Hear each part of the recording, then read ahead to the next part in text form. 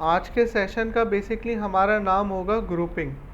ये एसक्यूएल के अंदर हम लोग यूज़ करते हैं। इसका मकसद ये होता है कि हम अपने डेटा को ग्रुप वाइज कलेक्ट कर सकें।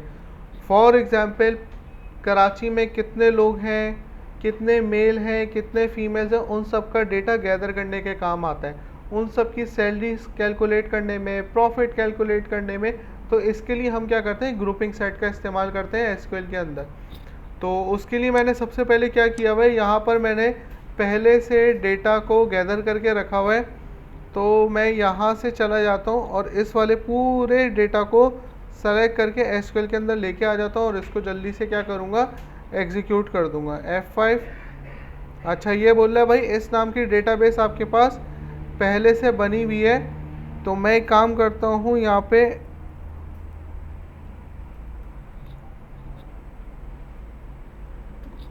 ग्रुप के नाम से एक डेटाबेस क्रिएट कर लेता हूँ। तो मैं इस वाली डेटाबेस को यहाँ पर क्रिएट करता हूँ और क्रिएट करने के बाद इसको भी मैं क्या यूज़ करूँगा, इसका नाम भी मैं ग्रुप कर दूँगा कि मैं यही वाली डेटाबेस इस्तेमाल कर रहा हूँ। ठीक है भाई, तो यहाँ पर चले जाते हैं, इस वाली डेटाबेस को हम लोग यूज़ कर लेते हैं। यहाँ पर हम एक अदर टेबल बना लेंगे और उस टेबल के अंदर हम लोग क्या करेंगे, डेटा को इंसर्ट कर देंगे। क्लियर हुआ यहाँ तक? अब यहाँ पर आते हैं, यहाँ पर आने के बाद अब यहाँ पर मैं ग्रुपिंग सेट लगाऊंगा। जैसा कि आप लोग को दिख रहा होगा कि यहाँ पर मैंने क्या किया हुआ है, एक आईडी कॉलम बनाया हुआ है, एक नेम का कॉलम बनाया हुआ है, एक जेंडर का बनाया हुआ है, एक सिटी का बनाया हुआ है और एक मैंने किसका बनाया हुआ है, सैलरी का कॉलम। क्लियर है? और इसके अंदर मैंने रैंडम डेटा डाल दिया। अब ज़रा मैं ग्रुपिंग सेट आप लोग के सामने लिख के दिखाता हूँ ग्रुपिंग सेट किस तरीके से लिखते हैं। लेकिन उससे पहले मैं एक काम करता हूँ, यहाँ पर सेलेक्ट की क्यूरी से यहाँ पर क्या करते हैं, हम लोग डेटा शो करवा लेते हैं। तो यहाँ पर जाते हैं और यहाँ पर जाने के बाद सेलेक्ट स्टैटिक, फ्रॉम तो लिखा ही नहीं। तो यहाँ पर जाएंगे, सेलेक्ट स्टैटिक फ्रॉम टेबल का नाम और F5 से एग्जीक्यूट करेंगे। तो यहाँ पर क्या होगा, हमारे पास डेटा नज़र आ जाएगा। अब हम यहाँ पर जाएंगे और यहाँ पे जाने के बाद ग्रुपिंग सेट का ज़रा इस्तेमाल करते हैं किस तरीके से होगा। तो यहाँ पर जाएंगे, सेलेक्ट लिखेंगे, सेलेक्ट, अब मुझे सिटी का करना है तो मैं यहाँ पे लिख दूंगा सिटी। सेलेक्ट सिटी किस तरह करना है, जेंडर के हिसाब से। तो मैं यहाँ पर क्या लिख दूंगा, जेंडर कॉमा, क्या करना है भाई, सम करना है। सही है भाई, सम किस हिसाब से सम करना है भाई, सैलरी के हिसाब से कैलकुलेशन करनी है। तो यहाँ पर मैंने क्या लिख दिया, सैलरी।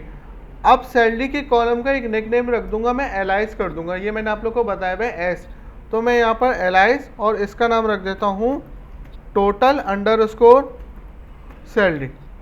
तो यहाँ पर मैं क्या बोल रहा हूँ, सेलेक्ट करो सिटी का कॉलम, जेंडर का कॉलम और सम कर दो सैलरी को। मतलब सिटी और जेंडर वाइज टोटल होगा सैलरी का। मैं यहाँ पर आ जाता हूँ, यहाँ पर आने के बाद एंटर करता हूँ। अब ये मुझसे पूछेगा भाई आप अपने टेबल का नाम बताएं।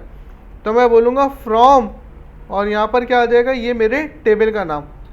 अब मैं यहाँ पर ग्रुपिंग सेट बनाऊँगा। ग्रुपिंग सेट किस तरह बनाऊँगा, यहाँ पे मैं लिखूँगा GROUP, ग्रुप बाय। अब मैं बोलूँ भाई ग्रुप बाय करना है, ग्रुप बाय करना है। तो अब मैं यहाँ पे क्या लिखूँगा, grouping set, group by grouping set, GROUP grouping set लिख के आ जाना चाहिए। वैसे ग्रुपिंग आ नहीं रहा, चलो लिख लेते हैं, ग्रुपिंग आ गया। और यहाँ पर सेट लिख देंगे, ग्रुपिंग सेट्स। ठीक है भाई, यहाँ पर हमने क्या लिख दिया, ग्रुपिंग सेट। अब ग्रुपिंग सेट लिखने के बाद ये वाले ब्रैकेट्स आएंगे। इसका जैसे ही आउटपुट आएगा फिर आप लोग को समझ में आएगा हुआ क्या है। अब यहाँ पर ग्रुपिंग सेट आ गया। ग्रुपिंग सेट के अंदर यहाँ पर मैं क्या लिखूँगा, सिटी। सही है भाई, सिटी कॉमा, इसके बाद मैं यहाँ पर क्या लिखूँगा, जेंडर। यहाँ पर मैंने क्या लिख दिया, जेंडर। एंड में मैं लगा दूंगा कॉमा, सिटी और जेंडर। ठीक है, फिर एंटर। फिर मैं इधर आऊँगा, इधर आने के बाद यहाँ पर मैं लिख दूंगा सिटी। गौर से देखना होगा क्या, यहाँ पर मैंने सिटी लिखा, सिटी वाइज। एंटर। अब मैं यहाँ पे लिखूँगा जेंडर। सही है भाई, यहाँ पर मैंने क्या लिख दिया, जेंडर कॉमा, और एंड में इसके ब्रैकेट्स बंद कर दो। सही है भाई, यहाँ पर क्या लिख दिया, इस तरह। अब यहाँ पर एक आखिरी लाइन लिखनी होगी मुझे, कौन सी आखिरी लाइन लिखनी होगी? Order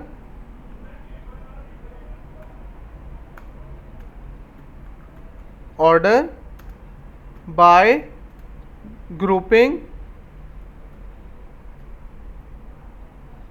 order by grouping. किस तरह ग्रुपिंग करनी है भाई? सिटी के हिसाब से बाहर जाऊंगा, कॉमा, और फिर अगेन ग्रुपिंग, ग्रुपिंग, और किस हिसाब से भाई? टर्मिनेटर पहले लगा देता हूँ, कहीं भूल ना जाऊँ, जेंडर। ठीक है भाई। अब मैं इस पूरी वाली क्यूरी को सेलेक्ट करूंगा और सेलेक्ट करने के बाद F5 से एग्जीक्यूट करूंगा।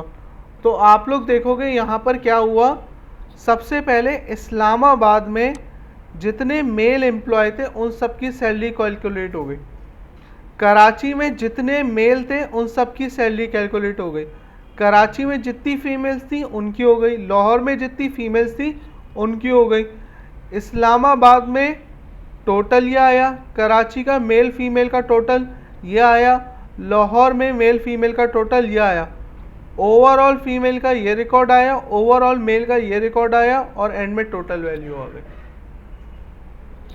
इस तरीके से ये हमारे पास ग्रुपिंग सेट चले। देखो भाई, सेलेक्ट करो सिटी और जेंडर का कॉलम, सिटी और जेंडर का कॉलम, और सैलरी को हमने क्या करवा दिया? सम करवा दिया, तो सबका सम होता रहा, और इसका नाम मैंने रख दिया टोटल सैलरी। तो यहाँ पर टोटल सैलरी डिस्प्ले हो गया।